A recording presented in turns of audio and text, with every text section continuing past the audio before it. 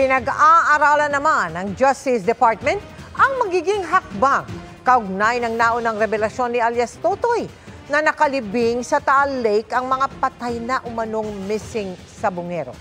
Kailangan anya ng mga eksperto para makumpirma ito. Nakatutok si Salima Refran.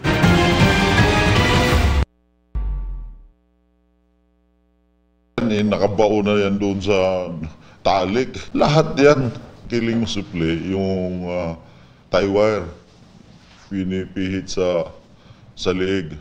Diyos ko! Nasaan naman ako?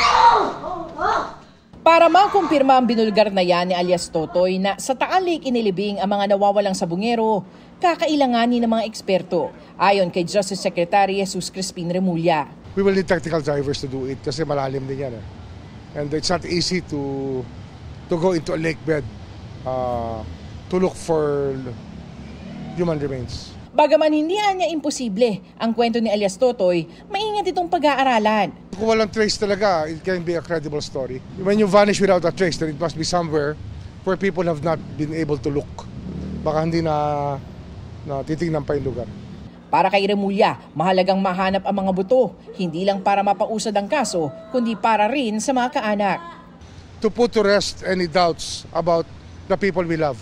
Yung mahal natin sa buhay, dapat ginagawa natin ng paraan para mahanap natin sila.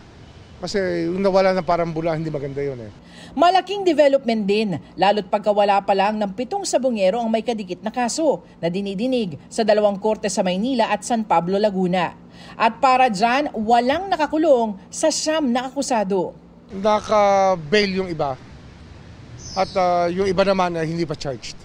Tsaka meron din mga andyan pa rin sa paligid na alam mo na. Kwine-question pa nga ng 6 sa Korte Suprema ang pagbaligtad ng Court of Appeals sa pagpayag ng lower court na makapagpiyansa sila. Ang pagkawala naman ng 27 iba pa, nasa proseso pa rin ng case build-up at magkatuwang ng iniimbestigahan ng NBI at PNP. Tulad ng NBI, tiniyak na rin ng PNP ang seguridad ni alias Totoy. Ang PNP po, especially ang ating Chief PNP, ay siya po willing na siya po mismo ang pumunta doon at alamin kung saan ba yung eksaktong sinasabi niya. Kailangan muna niyang mag-execute ng affidavit kung meron siyang personal knowledge. Para sa GMA Integrated News, Salima Refran, Nakatutok, 24 Oras.